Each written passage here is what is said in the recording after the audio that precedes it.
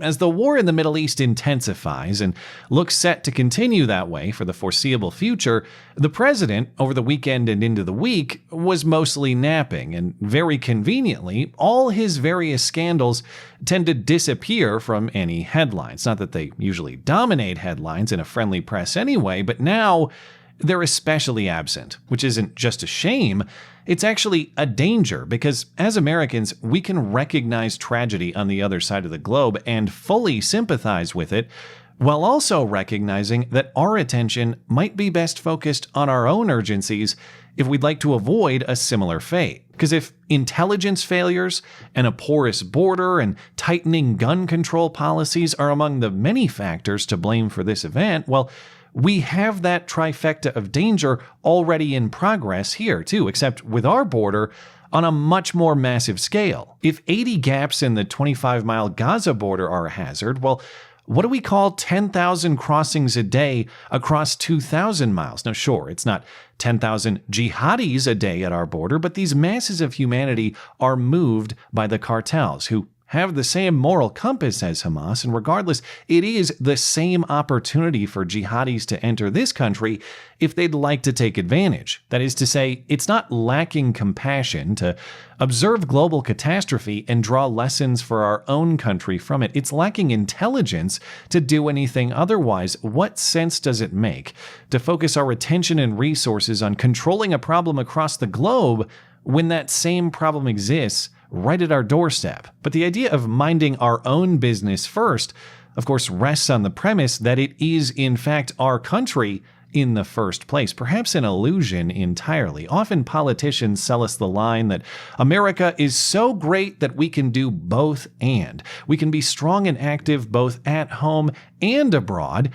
And any suggestion otherwise is a pretty small view of the greatest country on earth, though, of course, even the greatest country still has limited resources, so what resources you place there necessarily can't go here. So what if the reality is nothing close to both and much closer to not this and just that, actually, as in a focus on foreign interest at the expense of the American homeland? And cynically, the truth is probably much worse than that even. It's not just a foreign interest ahead of yours.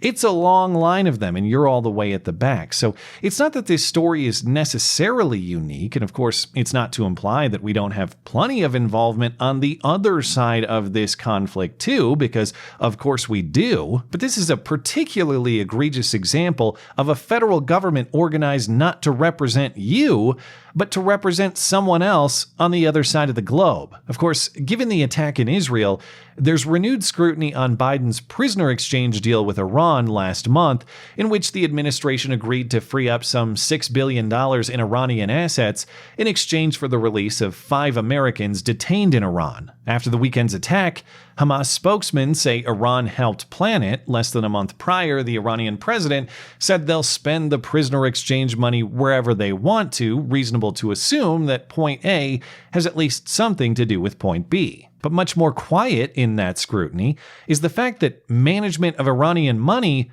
may actually be the sub-scandal here.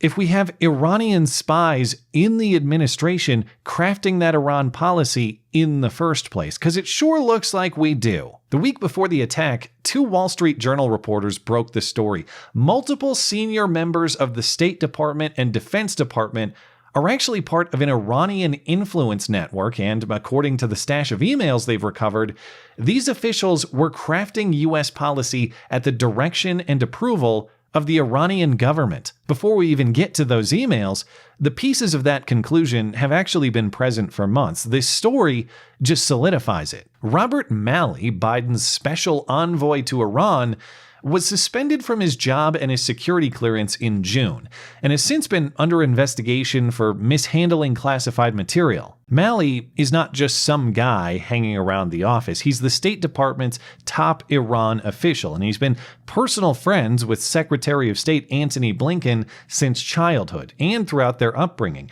They went to high school together. So Malley went from top State Department Iran guy to just quiet disappearance. And in case you think, well, what's the big deal? You can find classified information in the Mar-a-Lago bathroom or right next to the Corvette in Joe Biden's garage. So how is what Malley's doing any different from the status quo? Well, the danger in those scenarios is that hostile actors might obtain sensitive information. In this case, it's pretty clear that they actually did, and one would assume that was intentional in the mishandling. Because right about the same time Malley was under suspicion, sensitive US government documents started showing up in Iran state media. So our top Iran guy disappears for mishandling classified information, and classified information starts showing up in Iranian government hands. It's not hard to deduce what happened here, but this new report adds detail. Robert Malley wasn't really our top Iran guy.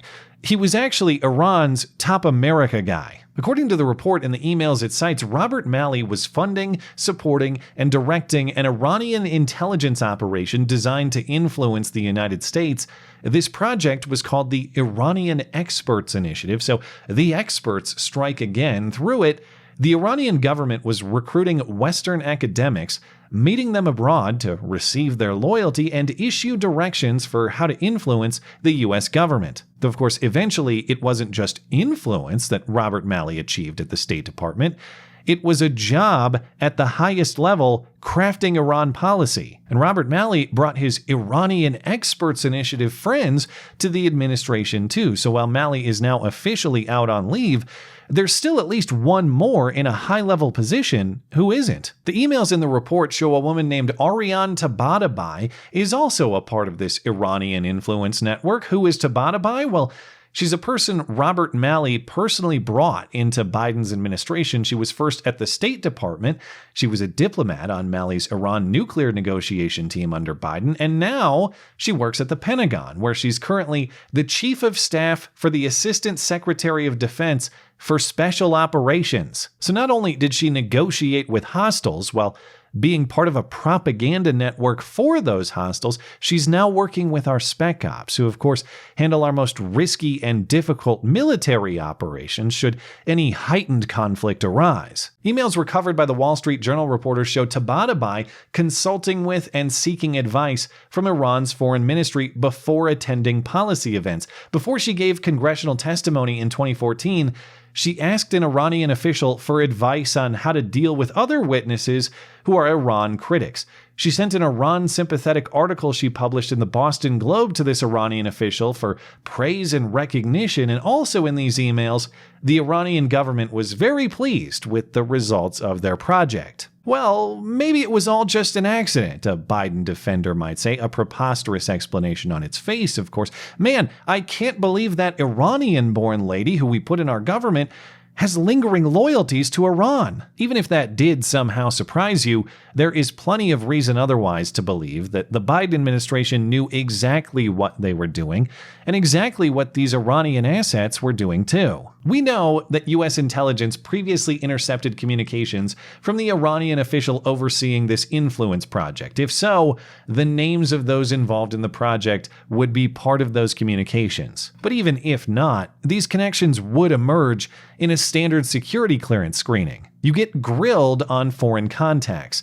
And foreign government contacts in general are red flags. Contacts with those considered to be enemy governments, as in Iran, are normally totally disqualifying. So either standard security clearance protocol was intentionally ignored or it was incompetently applied. Those are the two explanations the administration has, neither of them excusable. And they're not particularly interested in answering any questions to clarify, not just from us, the American citizens, or from media for whom they have a canned comment of denial with no plausible explanations otherwise, but they're not interested in answering questions from Congress either. The House Armed Services Committee sent a letter to Defense Secretary Lloyd Austin on September 26th, demanding information by October 3rd as to how Tabatabai was hired.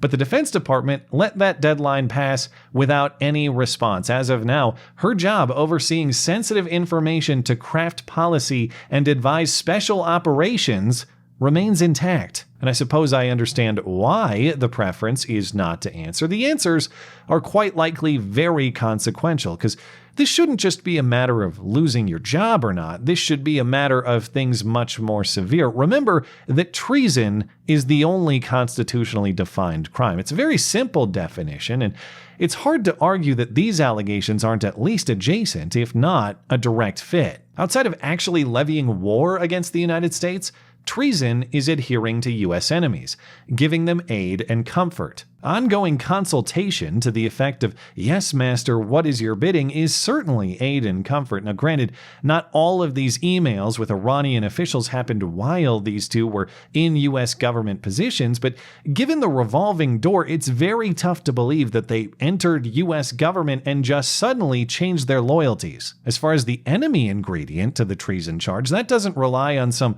arbitrary assignment. That relies on Iran's own declaration. I'll read you the translation from Ayatollah Khamenei in 2019. U.S. authorities complain and ask, "Why do Iranians say death to America?" Let me make something clear for U.S. leaders. Death to America means death to Trump, John Bolton, and Mike Pompeo. It means death to American rulers. We have no problems with the American people. Death to America is about the rulers of America. It's about the group of people who are currently in charge. There will be others when the next term of office begins. I will take his point that many of our government officials are uniquely worthy of contempt, sure, but the broader point still remains. Our government is our own to influence, not his, at least in theory. As a practical matter, though, he may have the upper hand. Though, of course, I do get the strategy. He said back then that his death to American politicians stance would continue once a new president replaced Trump. I assume he saw Biden get elected and thought, wow, this is perfect. I don't even have to go through the trouble to kill the American president anymore. They just put an already dead guy in there for me. So I guess I'll just save the effort and step right over that body and help myself. Thanks as always for listening and for supporting this channel. Always appreciate that thoughtful discussion down below, and especially over on Minds. That is at ML Christiansen. You're always welcome to coming out and chat in my live streams. Those are linked down in the description. Looking forward to it. Goodbye.